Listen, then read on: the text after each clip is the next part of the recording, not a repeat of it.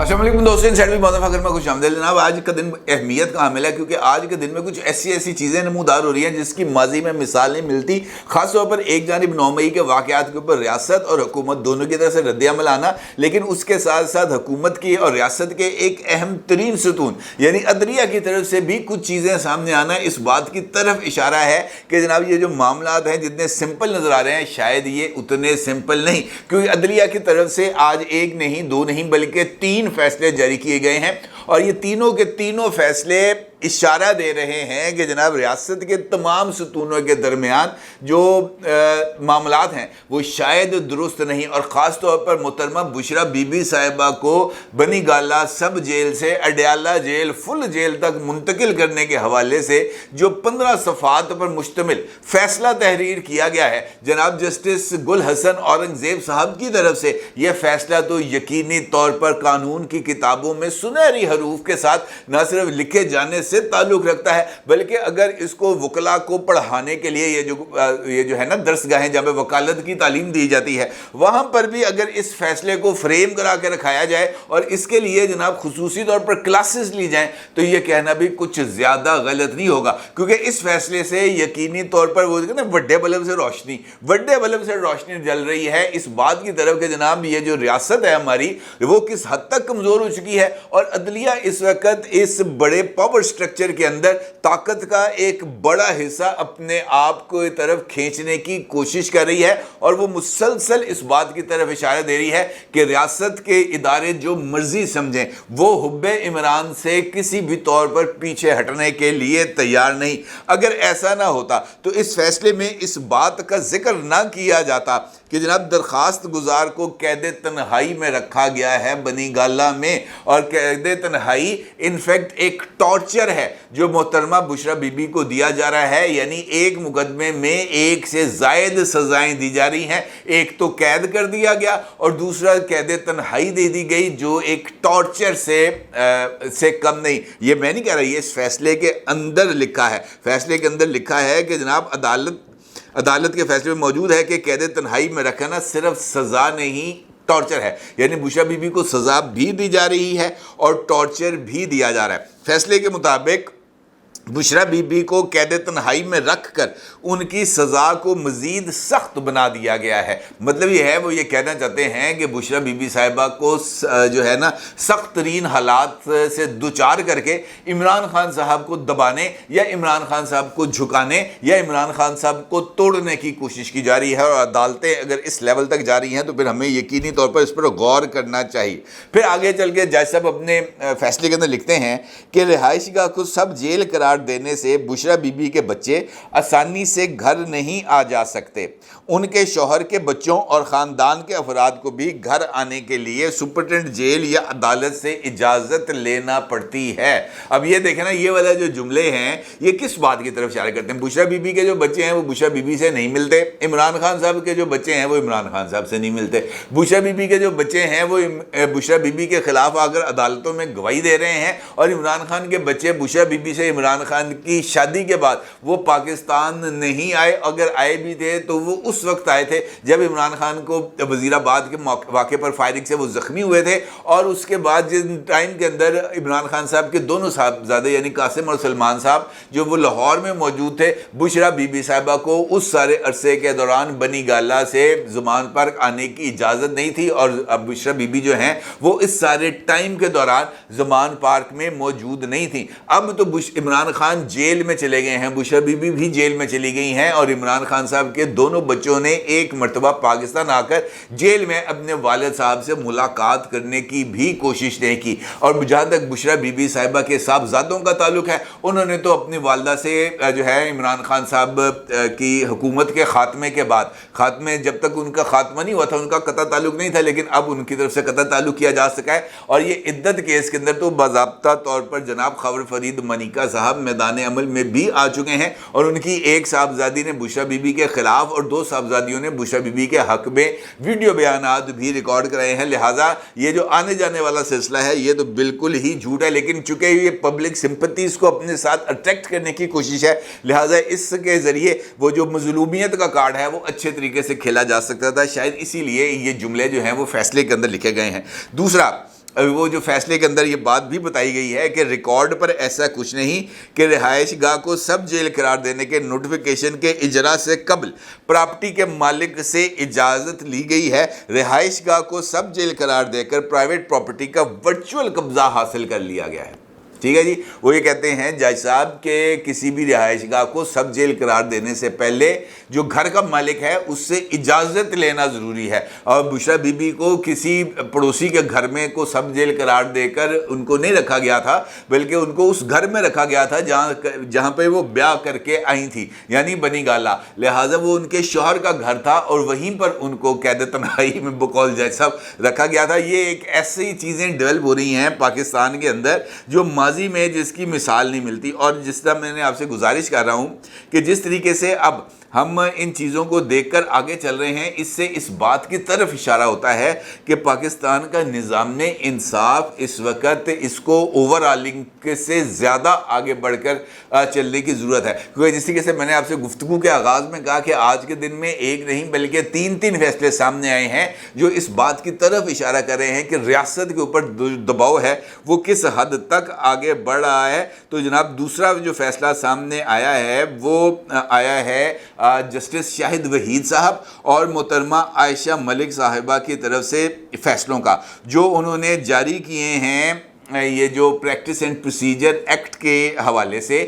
جو supreme court of Pakistan میں جس کو فل بینچ نے سنا تھا، اس کے اوپر انہوں نے اپنا جو ہے وہ اختلافی نوٹ میڈیا کے لیے جاری کیے ہیں. اور ان اختلافی نوٹس کے اندر اس بات کا واضح طور پر اشارہ مل رہا ہے کہ جناب ہماری جو عدلیہ ہے وہ کن لائنز کے اوپر سوچ رہی ہے اور کیوں سوچ رہی ہے. کیونکہ اگر جج صاحب اپنے فیصلے میں اس بات کا اظہار کرتے ہیں کہ جناب پارلیمنٹ کے پاس قانون سازی کا جو اختیار ہے وہ محدود ہے، تو وہ انفیکٹ اس بات کی طرف اشارہ کرتے ہیں کہ پارلیمنٹ کو قانون سازی کے لیے الیکٹ ہی نہیں کیا گیا، یا وہ اس بات کی طرف اشارہ کرتے ہیں کہ پارلیمنٹ جس کے پاس قانون سازی کا سب سے بڑا اختیار ہے، حتیٰ کہ وہ آئین سازی بھی کر سکتی ہے اور آئین میں ترمیم بھی کر سکتی ہے، اور یہ اختیار پاکستان کے کسی اور ادارے کو نہیں ہے، سوائے پاکستان کی پارلیمنٹ کو. لیکن جج صاحب اپنے فیصلے میں لکھتے ہیں کہ قانون کے مطابق یا ان کی سوچ کے مطابق جو پارلیمنٹ ہے وہ عدالت کے حوالے سے کسی طرح کی کوئی قانون سازی نہیں کر سکتی، اور اگر وہ ایسی قانون سازی کرے گی تو اس کو ردی کی ٹوکری میں پھینکا جا سکتا ہے. اور پارلیمنٹ قانون سازی کے ذریعے عدالت کو یہ نہیں بتا سکتی کہ اس کی پریکٹس اور پروسیجرز کیسے ہوں گے. پاکستان کی مقننہ پاکستان کی عدلیہ کو یہ نہیں بتا سکتی کہ جناب آپ کے لیے کام کرنے کا جو سکوپ ہے وہ کیا ہوگا. حالانکہ آئین بنایا کس نے تھا؟ وہ پارلیمنٹ نے بنایا تھا، اور اسی پارلیمنٹ کے ذریعے مختلف اداروں کے سکوپس کا تعین کیا گیا تھا. اور اب جناب جج صاحب یہ کہتے ہیں کہ آپ کے پاس یہ اختیار ہی نہیں ہے. محترمہ عائشہ ملک صاحبہ نے بھی اس کے اوپر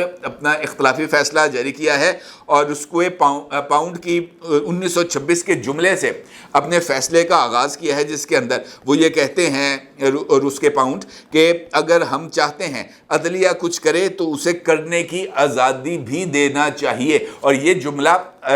جس سے محترمہ عائشہ ملک صاحبہ نے اپنے فیصلے کا آغاز کیا ہے وہ اس فیصلے کے اندر ہی ان تمام پہلوؤں کا احاطہ کر دیا گیا ہے جو عدلیہ اس وقت یہ سمجھتی ہے. اور عدلیہ یہ سمجھتی ہے کہ جناب اس کو بلا روک ٹوک اپنا کام کرنا چاہیے، بلا شبہ کرنا چاہیے. عدلیہ یہ سمجھتی ہے کہ اس کو آئین اور قانون کے مطابق فیصلے دینے چاہیے، بالکل دینے چاہیے. عدلیہ یہ سمجھتی ہے کہ اس کے فیصلوں پر عمل درآمد ہونا چاہیے، بالکل عمل درآمد ہونا چاہیے. لیکن عدلیہ اپنے لیے خود راستے کا تعین نہیں کر سکتی، اس کے لیے اس کو آئین کی چھتری کے نیچے ہی رہنا پڑے گا، آئین کی چھتری سے وہ باہر نہیں نکل سکتے. عدلیہ کے اس رول کے اوپر کہ جناب عدلیہ کی قانون سازی، عدلیہ کے حوالے سے قانون سازی کرنا عدلیہ کے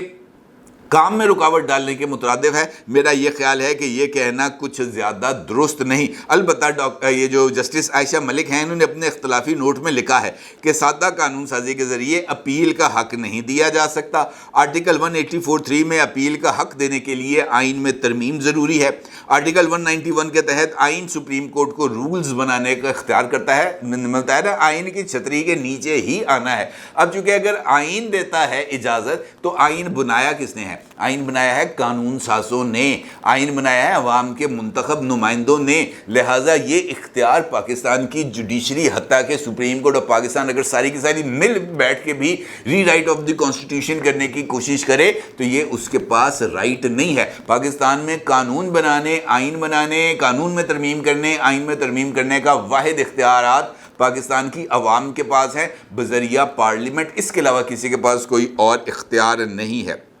پھر وہ یہ کہتے ہیں آگے چل کے، جسٹس شاہد وحید صاحب کا اختلافی نوٹ بھی بہت زیادہ امپورٹنس کا حامل ہے، وہ یہ کہتے ہیں کہ پریکٹس اینڈ پروسیجر ایکٹ آئین سے ہی متصادم ہے۔ وہ یہ کہتے ہیں کہ یہ والا جو ایکٹ بنا ہے یہ انصاف کی فراہمی میں رکاوٹ بنے گا، پارلیمان کو آئین سے متصادم قوانین بنانے کا اختیار نہیں ہے۔ وہ یہ کہتے ہیں آگے سے، ان کا جو اس حوالے سے ہائپوتھیٹیکل انالیسز ہے وہ بہت ہی زیادہ دلچسپ ہے۔ جسٹس شاہد وحید صاحب کہتے ہیں کہ اگر 3 رکنی کمیٹی جو اسی پروسیجرز ایکٹ کے تحت بنائی گئی ہے، انتظامی کمیٹی جس کے اندر چیف جسٹس اور 2 سینئر موسٹ جج ہیں، وہ اگر 3 رکنی کمیٹی میں سے 2 جج اس بات کا فیصلہ کر لیں کہ جناب انہوں نے چیف جسٹس کو بھیج دینا ہے کسی صوبے میں، تو اس کے بعد وفاق کے اندر جو سپریم کورٹ ہے وہ کون چلائے گا؟ اب کہنے کی بات تو نہیں ہے کہ اس قانون کا جو سکوپ ہے وہ 184(3) تک ہی محدود ہے، اس سے آگے روٹین کے جو بزنس ہے، روٹین کی جو اپیلیں ہیں، وہ 184(3) کے علاوہ جو کیسز آئیں گے وہ ججز کی انتظامی کمیٹی کے پاس نہیں جائیں گے۔ بھائی جان براہ کرم، میرا خیال ہے کہ اس قانون کے اندر اس بات کو بڑی وضاحت کے ساتھ بیان کیا گیا ہے۔ دوسرا یہ ہے کہ 2 ججز کو ساتھ ملانے کا مطلب چیف جسٹس کے اختیارات کو کمپرومائز کرنا نہیں ہے، بلکہ ان تمام اعتراضات کا خاتمہ کرنا ہے جو ماضی میں سامنے آتے رہے، جن میں بینچ سازی اور من مرضی کے فیصلوں کے لیے من مرضی کے جج صاحبان راہ چلتے بندے کو آواز دے کے پٹیشن رکھوا لیا کرتے تھے۔ اب اس کے راستے میں رکاوٹ کھڑی کی گئی ہے اور کہا گیا ہے کہ جناب اب ایسا نہیں ہوگا۔ پھر وہ یہ کہتے ہیں کہ چیف جسٹس سپریم کورٹ کے انتظامی سربراہ ہوتے ہیں، انہیں دوسرے صوبے بھیجنے کے سنگین نتائج ہوں گے۔ پھر وہ اگلا نقطہ یہ کہتے ہیں کہ اگر ایک رکن بیمار ہو جائے، دوسرے ملک سے باہر ہو، تو ایمرجنسی حالات میں بینچز کی تشکیل کیسے کی جائے گی؟ کمیونیکیشن ٹولز دنیا میں ختم ہو گئے ہیں،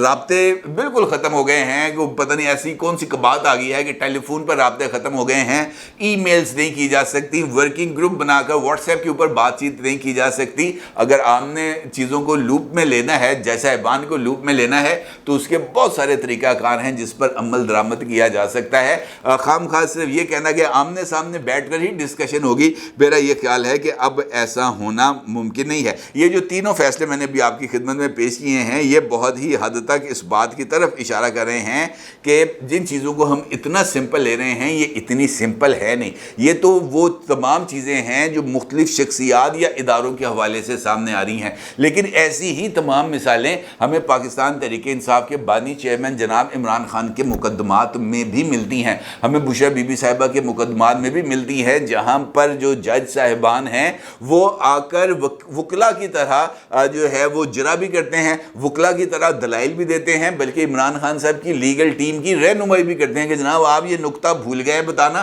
ذرا اس نقطے کی تو تشریح کریں۔ سائفر کی کیس کی مثال میں نے بھی آپ کو پچھلے دی لاک کے اندر دی ہے، جس کے اندر جج صاحب یہ کہتے ہیں کہ جناب یہ کیمرہ مین جو جلسے کی ریکارڈنگ کر رہا تھا اس کی گواہی نہیں سنی جائے گی، کیونکہ اس کو کس نے بتایا کہ عمران خان کے ہاتھ میں جو کاغذ ہے وہ سائفر ہے؟ بھائی ایک بندہ جلسے سے خطاب کر رہا ہے، خطاب کرتے ہوئے یہ کہہ رہا ہے کہ میرے ہاتھ میں جو کاغذ ہے یہ سائفر ہے، تو اس کے لیے تو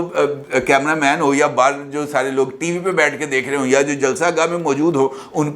کو کسی کی گواہی کی ضرورت ہے؟ وہ تو خود ہی گواہ ہے، کیونکہ ان کے سامنے عمران خان صاحب نے یہ بات کی ہے۔ لہٰذا یہ جو سب چیزیں کی جا رہی ہیں یہ اسی وجہ سے کی جا رہی ہیں کہ پاکستان کا جو نظام عدل ہے اس کے اندر بہت بڑی خامیاں، اور کیوں نہ ہو۔ جب ہم نے پروجیکٹ عمران خان کو لانچ کیا تھا تو یہ تمام چیزوں کو اس طریقے سے ان آرڈر کیا تھا کہ عمران خان کو ہر جگہ سے سپورٹ ملے۔ جب پاناما کیس کے اندر آخری دن جو فیصلہ نواز شریف صاحب کے ساتھ سنایا جانا تھا تو اس فیصلے کو تاخیر کا شکار ہی اس وجہ سے بنا کہ اس بینچ میں موجود جج صاحبان کی فیملی جو ہے وہ ابھی تک نہیں پہنچ پائی تھی۔ جیسے ہی وہ پہنچی وہ آ کے گیلریز میں بیٹھے، تبھی جج صاحبان نے فیصلہ سنایا گیا، اور اوپر سے نواز شریف صاحب کو جب سزا مل رہی تھی تو جج صاحبان کی جو فیملی کے اراکین تھے وہ بیٹھ کے تالیاں بجا رہے تھے، نعرے لگا رہے تھے۔ تو اس کا مطلب یہ ہے ہے کہ ہر ایک جگہ پر یہ جو ہیرو گیری ہے یہ نہ صرف جاری تھی بلکہ یہ جو مداخلت ہے جس کا ذکر کر رہے تھے جج صاحبان،